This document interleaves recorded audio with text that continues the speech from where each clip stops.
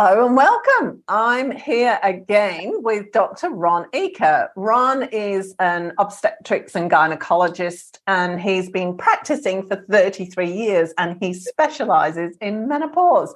Welcome again, Ron. It's so good to see you again. Thank you, Karen. It's a joy to be back with you. We've just to let you know, we've been talking for about 20 minutes off camera, so I thought we'd better press record and keep going. I have the best job, I've got to say, because I get to meet people like you that I wouldn't meet normally. And it's just such a joy to have these connections across the world.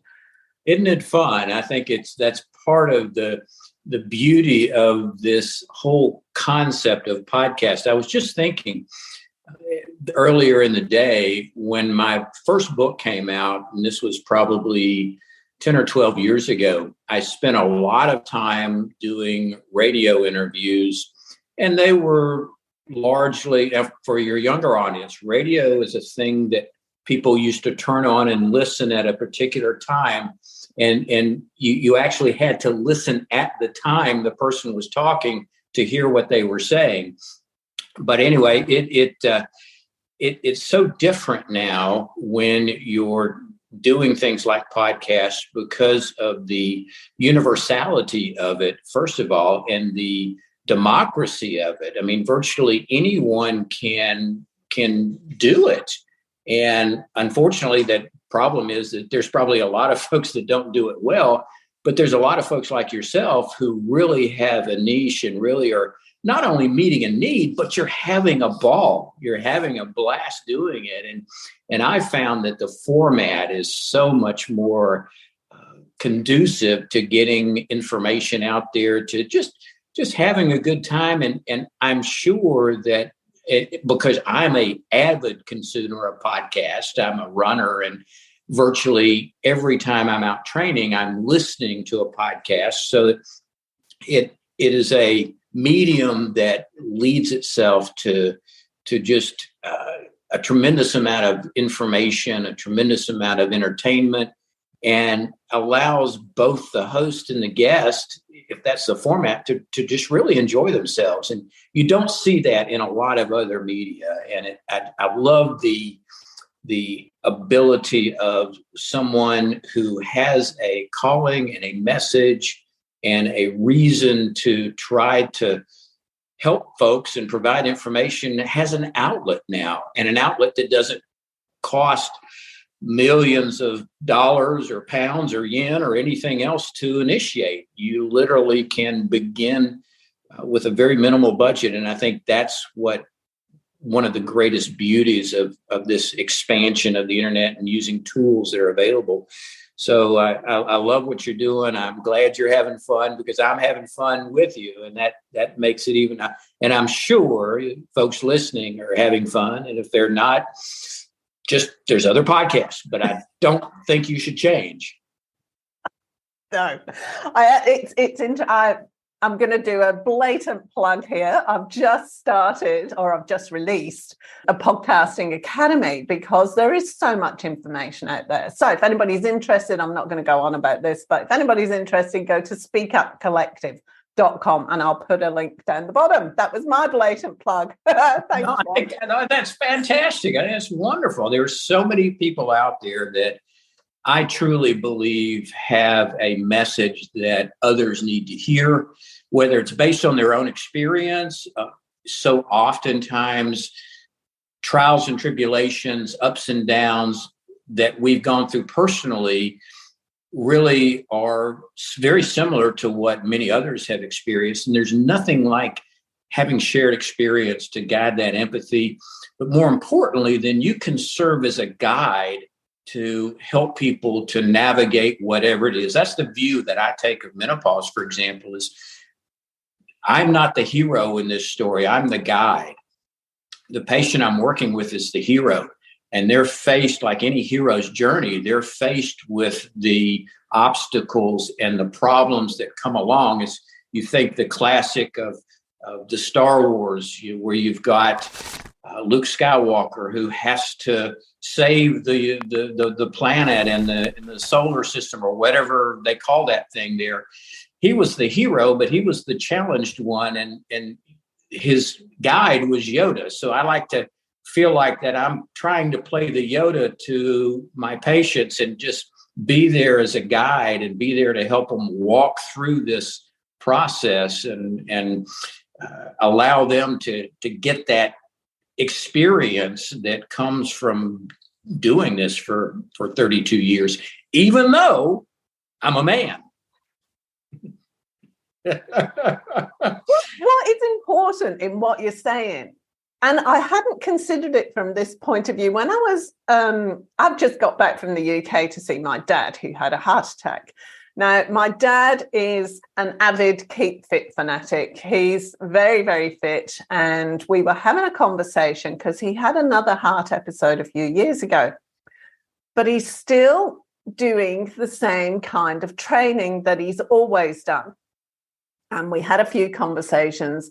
And I said, well, you've just got to adapt to new circumstances. It's not stop. It's just change what you're doing so it fits who you are now. And he said, well, how do I change? I've never changed before. I've never had to change. And then I thought, isn't that interesting? Because as women, we go through all these different changes. We go puberty, which boys go through too, but then we have kids, we get pregnant. Most of us, let's just say we do. We get pregnant and then we have children, and that's a change. And then we have more children, which is another change. And then we hit menopause and there's another change. So it's kind of like we learn to adapt all the time. But men don't necessarily have those same opportunities to learn how to adapt and adjust and reconfigure your lifestyle and your choices to fit where you're at right now. So it's interesting. So just coming from that perspective, there is several questions in there. Coming from that perspective, what is your observation of the difference between men and women in that? Well, you're right. That leads to a whole variety of questions and hopefully answers. And just going back to your original point about change, I think that is extremely important. Of course, what do we call the menopause? The change. So that's intrinsic in understanding what's going on. That one of the scariest things that people face throughout life, psychologists will tell us, is change. That's one of the most difficult adaptations that we can have psychosocially, whether it's a change of physical environment, a change of jobs, a change in relationships, a change in the season of life. And certainly one of the most difficult things about menopause is there are differences and changes that are happening that are not necessarily understood. And that creates another dynamic. You know, if you are in a relationship and it goes sour, you kind of understand the dynamics of why that's happening. If you're fired from a job or if you have an illness, you at least understand basically you can draw a line from point A to point B. But with something like menopause, oftentimes a woman will begin to experience symptoms, experience things going on due to this transition, and not really have a good understanding as to why it's occurring. So not only is this change happening, but there's this question of why, and is this normal, and am I normal? And on the flip side, kind of leading into your question about the male perspective, is those same questions are happening in the male's mind, but in a different context. When we think about something like menopause, there are so many tentacles that we have to consider. And I'll just give you an example. None of this stuff happens in isolation. You can't just take this concept of hormone change and separate it into a box and then, okay, now we'll talk about hormone change. Now we'll talk about relationships. Now we'll talk about work. Now we'll talk about career. Now we'll talk about health. No, they're all enmeshed. They're all intertwined. The analysis I like to use is the old, and I don't know if they even use these anymore, but the old mobiles that used to hang above a kid's crib with a giraffe and an elephant and a monkey. And you'd pull on one and inevitably the others would move in tandem with that. Well, that's what happens in our lives, whether it's our physical or emotional health. So a woman is having all these things going on in her system, and she has been very capable oftentimes of coping with these changes. As you mentioned, she's used to coping with these changes. By default, she had to survive. And you're right, men don't go through those same kind of changes. And we can talk about this concept of male menopause at some point if we want to. But they have adapted. But there's something about menopause, that change, that creates a heightened level of anxiety. And some of it stems from the lack of understanding, the lack of knowledge, the lack of talking about it, where up until very recently, we didn't have podcasts like this. We didn't have even textbooks or other access to understanding. So the changes that were happening were confusing. But because this doesn't happen in isolation, and in most instances, many women, whether it's a spouse, a husband, a significant other, a brother, a father, there's some male figure that has some type of interaction with them during this time frame. So that I have found in my own practice is in a very important consideration that almost always comes up is this is not just about the woman. It's about the woman and her environment. And you can draw concentric circles that get larger and larger and larger. So that usually starts with the woman and her spouse or her significant other or someone who's intimately involved with her emotionally and physically, and they're connected. And then you extend that out to maybe the friends in the family. And then you extend that out to maybe workplace. And then you extend that out to even a greater group of friends. And all those folks in some way or another have some impact on her experience. Because again, it's not just about your lady parts. It's not just about the hormones. It's about your environment and your psychosocial well-being. All that impacts even things like hot flashes. So when you have, let's just say, a husband that is working with or experiencing this change with his wife, probably the biggest issue is just a lack of understanding from the male standpoint. We've already commented about how difficult sometimes it is for even the woman who it's happening to understand. Well, just imagine her spouse who doesn't even want to say the word vagina would just become absolutely apoplectic if you started talking about hormones. That's not a topic that they shy away from. So that you can understand where this lack of information comes. And with that lack of information comes a lot of miscommunication. It comes a lot of misunderstandings. Let's take one very common example because I think it illustrates where a lot of times the couple has problems in this scenario. We all know that with menopause, one of the common symptoms is dryness in the vaginal area, intimacy, pain with intimacy, pain with sex. And that can translate oftentimes into decreased libido. Your sex drive is driven off and your GPS can't find it. So we know that those things play a role.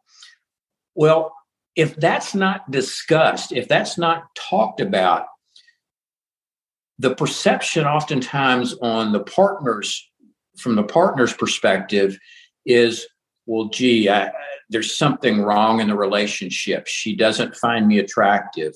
Maybe she's having an affair. Maybe there's something going on that I'm not aware of. And you can just see how that can completely gestate into a cancer-like thought process that can really create a lot of problems in a relationship. So when it comes to menopause, and I promise I'm coming back around to try to answer that question at some point. I know I go down these rabbit holes, and sometimes you have to just pull me back by the ears.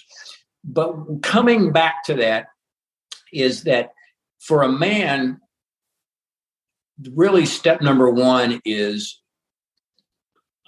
out of love and compassion, educate yourself a little bit about what's going on in your partner's life. And that can be done jointly. There's a lot of podcasts, for example, that do address some of these issues specifically for men. I know when I wrote my books and in my online course on menopause, I've always included a specific chapter or a lesson or a session specifically targeting the significant other, spouse, partner, whatever term is appropriate, because I know that's such an important part of the relationship. And we always start with that education. If I can get a husband to understand the very basics of what's going on in his partner's life, all of a sudden, a lot of the fear and anxiety that comes from wondering why she's doing things differently begins to change. It starts with that education. Then it has to evolve into communication. That's the second step, is the partners have to sit down and very openly and honestly discuss what's going on, why you're reacting this way where you didn't a year ago. Why is the mention of sex making you nauseous? I mean, literally to that granularity, have that kind of discussion. And I think that's the jumping off point. That's where everything really stems. I can't tell you how many times I've had a woman in my office and very quickly realized that a lot of the stress in her life and a lot of the friction is in her partner's reaction to the changes. I had a lady just the other day who came in, and her first statement to me was, my husband said I need to come in and get fixed. So I knew right then we had a situation, and it was about a 4-alarm fire at that point, and we could have prevented that a long time ago. But I knew at that point that my next step was to see if he would be willing to come in with her and us just sit down and have a very frank discussion, so that he's not afraid, because that's where most of it stems from. That's what really drives a lot of the man's confusion and anger and resentment and all the different emotions that come up. It's fear. It's fear of things not being the way they were, assuming that things were good. But this change, I've had several men tell me, well, is this the way it's going to be from now on? You know, it's just this fear of something different, and they're not real happy with it, but they don't understand it. So that's my approach, and it's an approach that I think has made a big difference in a lot of relationships, and it removes a lot of the stress that is unfortunately falling on the shoulders of the woman. And this is a time when you've got plenty of stress as it is, and you want your partner to be an empathetic ear, not a fix-it. You know, when she's talking to you about menopause, it's not, okay, I'm going to tell you about my mood swings, but I don't want you to give me, okay, here's a list of what you got to do to fix this. That's not what they're looking for. They're not looking for the natural male response, is that, okay, well, that she's telling me this because she needs me to fix it. That's not what she's saying. She's saying, just listen to me. Just shut up and listen to me for a few minutes. That's going to be infinitely more value than the checklist that, or sending them to the doctor and tell them that she needs to be fixed. Really good points there, because the first one is, and I suppose they flow into each other. The first one is, if we don't understand, and we don't know about menopause because, that's women's business and I don't want to understand it, then anything that happens, we're going to make it mean something about us. This is, it becomes all about the husband. But like you said, all of the fears come up. And the problem is when the fears come up, it then leads to that response of, well, I need to fix this. What do I need to do to fix this? So both the man and the woman would then default to their fight or flight responses almost. It becomes like a standoff, doesn't it?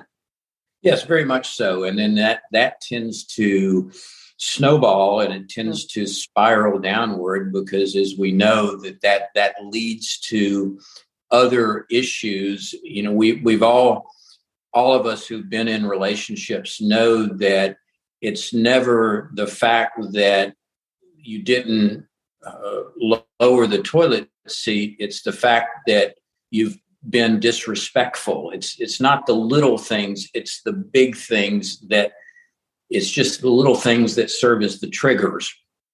And so I think, especially as we're dealing with menopause, that level of communication, that level of understanding can alleviate a lot of discomfort and alleviate a lot of misperceptions that turn into problems that are greater than the initiators in many instances. And it's thank goodness that there are outlets now that if the partner's willing, and the way I approach it with women is I just let them know that you don't want to scare them off. You don't want to say, oh, my doctor said you have to come in with me for this session. You approach it from the standpoint of, I know that things are happening. I'm trying to understand it. I think if we can understand this together, then this can open up a whole new season for us. Don't go into it as a punitive or a negative thing. View it as, you're doing this as an act of love and respect for me. And that's how I try to approach getting folks into the office if I'm going to take that tact, if I feel like that's appropriate. What information do you want to give to men about menopause? Because I've actually had quite a lot of guys reach out to me and say, my wife's going through menopause. I don't know how to deal with it. And all I can do is point them to the information that I've provided or to various professionals. But it's also, that gives an understanding, but it doesn't give any action. And guys like action, in general. That's a vast generalization, but men like to know what they need to do in order to. So there's an understanding, but there's also an action that's missing too. Yeah, and I think one drives the other. I think it's hard for there to be any action steps unless you have a bit of an understanding. The very first thing I tell men, and I think it's important that men understand, is that this is a normal, natural transition. They are not broken. They're not going crazy. They're not falling apart. They don't hate you. They're not going to go off for a month-long vacation and find themselves. This is a normal, natural transition. Here's why they're having some of these symptoms they may be having. And then I say, as I mentioned earlier, you just be quiet and listen. I know that's very difficult for a lot of men. It's like asking for directions. We just don't do that. It's just not in our DNA. But that's exactly what they need to do. And women in this time frame are looking for one thing, and that's support. That's empathy. And now, understanding a man is not going to be able to truly empathize because they're never going to experience that unless they've had prostate cancer and they go on hormones and then they come on estrogen, they come off estrogen and they have hot flashes. So maybe that's a training ground I should do for some people, is just give them estrogen for about a month, have them come off of it. And then I'll go, see, now you know what she's feeling. But that may be a bit drastic. That might be taking it too far. But I think the key word is just understanding and support. And that's actually probably one of the easiest things that they can do. I mean, when you think about action, taking action lists, they can get kind of complicated. Well, this is actually pretty easy. Is just love her, just understand her, listen to her, support her, empathize with her, help her navigate through, help her figure out if her health plan is going to cover this medicine or that medicine, or if she can go see this special. I mean, even those, if you need something to do, help her on the mechanics of her achieving the types of things that are going to help her get better. Become the general contractor, if you will, to help the mechanics of what she needs to do, but don't expect, try, or hope to solve the problems yourselves. I think you nailed it before, because you said there's nothing wrong. And we treat menopause as there's something wrong. And I think if you can get rid of that space from both parties, because as women, we tend to go, oh my God, what's wrong with me? That's the first response. And it's also the significant other's response as well. But if you come from a space of there's nothing wrong, we just, stuff's going to happen and we just got to deal with it. A lot of this is really above the neck. We tend to think about the physical manifestations, but there really is a lot of psychosocial interactions that go on. And one of the things, especially for men, that really makes it difficult is they really don't understand this whole concept of something being different, something not being the way it was. We like that steady. We like that complacency of in that comfort in that area. And when a guy's in his mid 40s, 50s, about the same age when a woman's going through this transition, a lot of times they're in a good place in their career. They have the family and friends. They're very comfortable in who they are. Then all of a sudden, things change. And they don't know why. And they don't know, is it something I did? Is it something is this the person I'm going to live with for the next 30 years? The very first statement in my first book was menopause is not a disease. And unfortunately, there are several things that a man thinks about. When a man thinks about menopause, he thinks age. We're getting older. That's the association he makes with it. And we live in a culture where age is still has a very negative connotation. We're still a very youth-oriented culture. Now we're getting better as all of us are getting older, and this in the U.S. we talk about the baby boom generation and about how there's this massive demographic of these folks entering into their 60s, and we're seeing a change in this concept. 60 is the new 40. And we're beginning to shift that, but still there is this connotation associated with menopause in both men and women that it means I'm getting older. So I have to start facing the realities of that. And that's very challenging, especially to this age group of men who kind of grew up in the 70s and 80s when, they were thought that they were going to be young and virile forever. And then all of a sudden they get into their older age range. And so this concept of age is almost as challenging to men as it is to women, maybe even more so in some respects. So all that comes into play as you're dealing with this time frame, this transition. Again, we never can separate out the fact that menopause occurs at this time frame is full of potholes. We live in a generation in that time frame where kids are leaving. Oftentimes they're coming back in that age range. That creates a whole level of stress. When you look at divorce rates and you look at single parenthood and all the things that this early 40s to early 50s potentially could happen, it's rife for stress and other factors that influence it. And then you throw in the concept of age and the association of menopause with aging, not necessarily age, but aging, then it frightens a lot of men and women. So I think your point was extremely appropriate in that you've got to play the head game. You've got to be sure that you begin to focus, both men and women, that this is not a necessarily a negative experience. You're going to live a third of your life in the menopause. Most women, if they're in good health. And that's not a time to give up. That's not a time to throw in the towel. That's a time to just celebrate and say, okay, this is my next season. And the same thing really applies to men.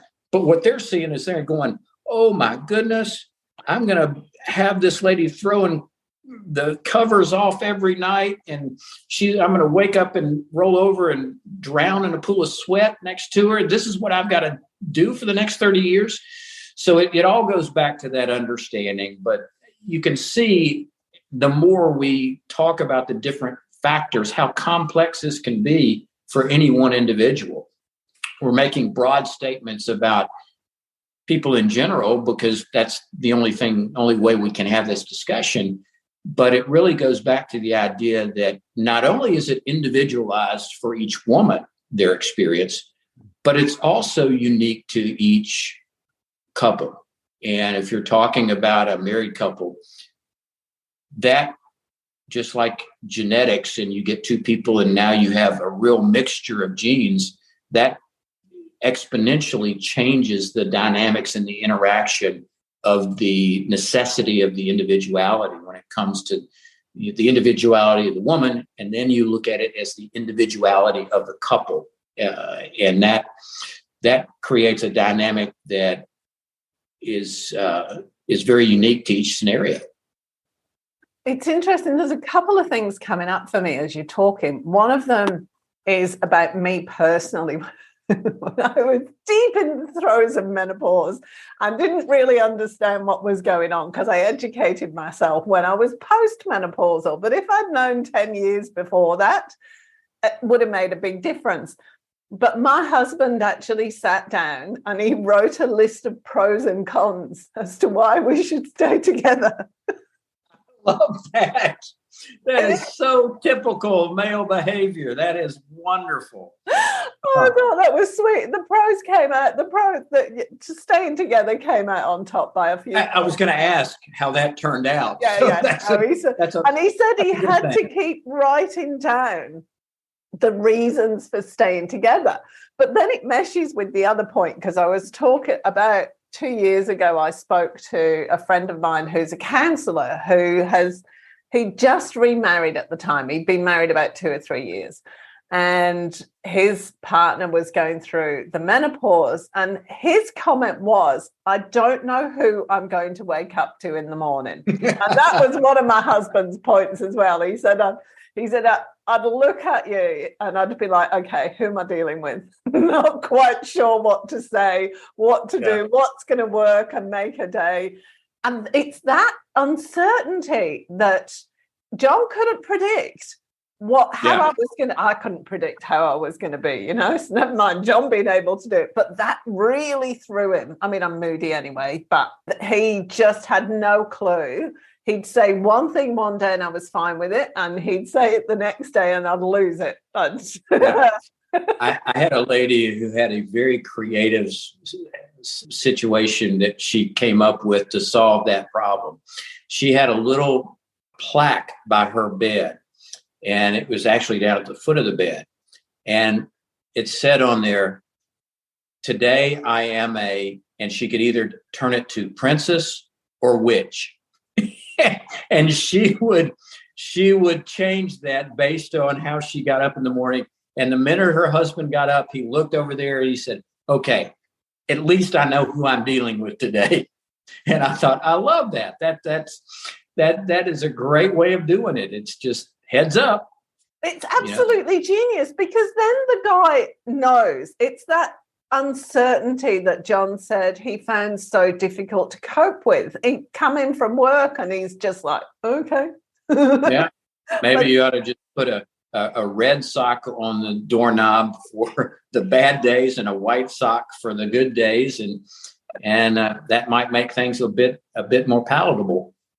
It is that guys do like certainty, don't they? They're like predictability and certainty. Yeah, it's like we have our routines. We know there's consistency and safety, and I think that's evolutionary. If you think about our evolutionary development as the hundreds of thousands of years that we existed as hunter-gatherers, the more stable and consistent our environment was, the more likely we were to survive.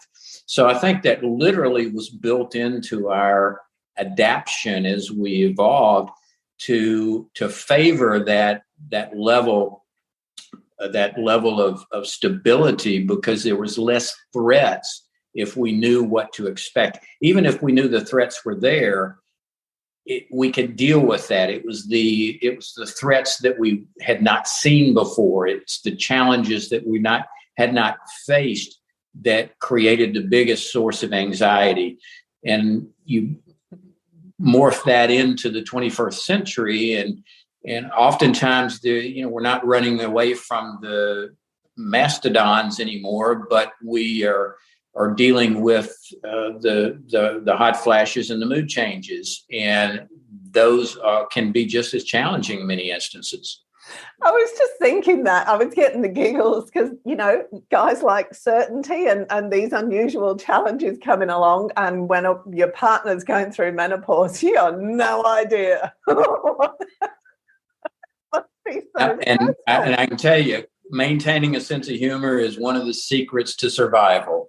That when I see a couple that has navigated this effectively, inevitably they understand that laughing at themselves and each other is an incredible, healthy tool.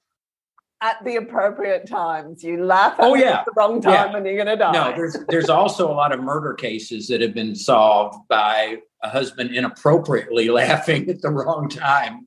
Yeah, that might actually be a justifiable homicide defense. Is that he was just inappropriately laughing at me. So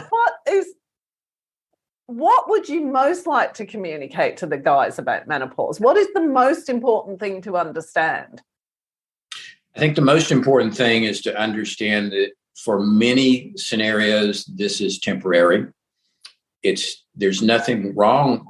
It's not someone is broken, that this is a normal, natural change, not without potential for symptoms, that my job as a husband, a spouse, a significant other, or someone in her life is to listen, to be supportive, and to be communicative. That's one of the biggest, I think don't shut down, don't withdraw, don't shy away from having the discussion, because believe me, she wants to. I'm going to go off on a little bit of a tangent here because this is coming up for me. My youngest daughter, came home from work the other day, and she works at the local cinema. And one of her friends that also works there was asked she'd put something up. She suffers from polycystic ovary syndrome or something along those lines, maybe endometriosis. Keely's not sure.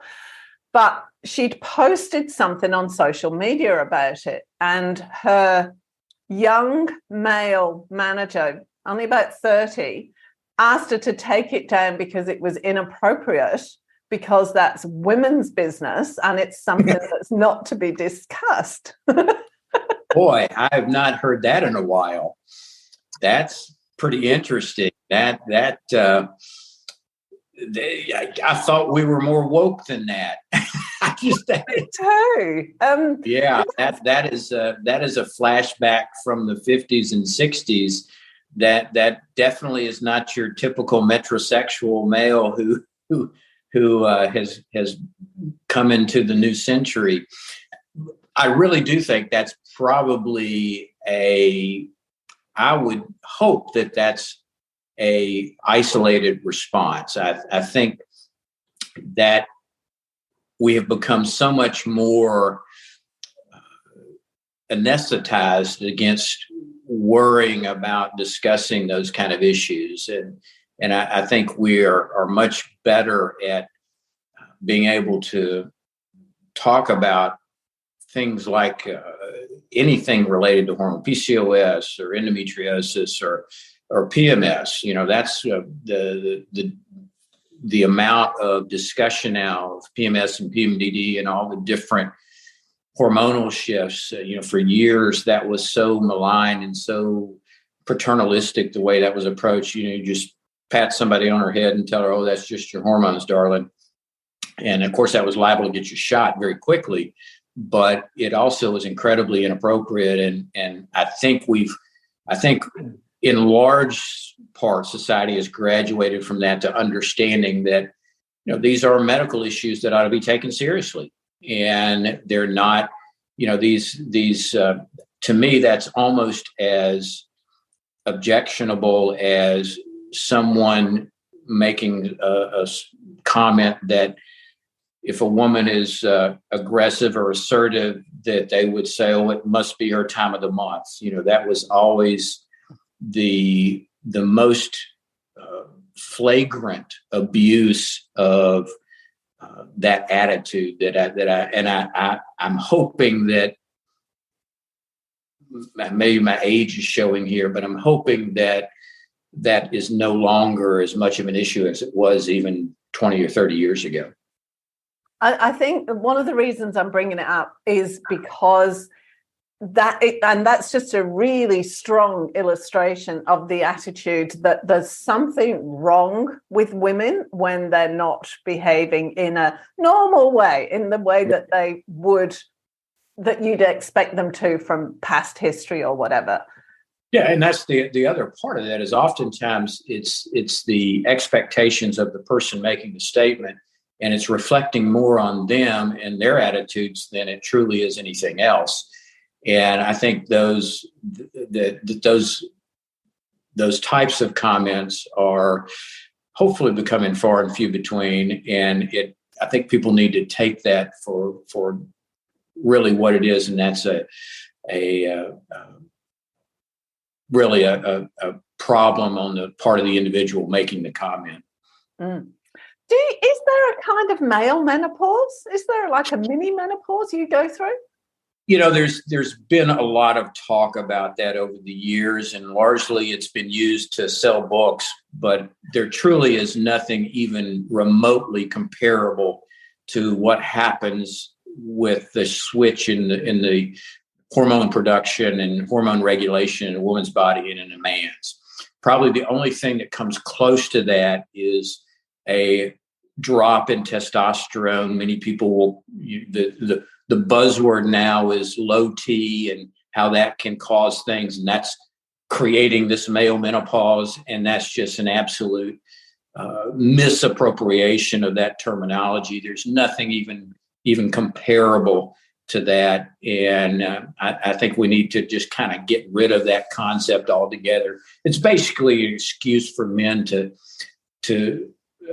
make room for their childhood behavior. I love talking. I'll probably get some tweets on that one, I'll tell you. Great comment. I think that's probably, is there anything else that you want to say? I believe we've covered the gamut. I don't know if I could top that. That's a good point to end on. People are going to remember that one. Yeah. Thanks so much, Ron. It's been absolutely brilliant talking to you again. Thank you, Karen. What's really interesting, I've got to say this, is that you are quite obviously really practiced at communicating because you get your point across really well. So thank you so much. I appreciate you saying that. Thank you. If you enjoyed this episode, be sure to subscribe so you're notified when a new episode is posted, and rate and review this podcast and share it with your friends, please. Thanks so much for listening, and I hope you're leaving with some great ideas that can make a difference in your everyday life. Until next time.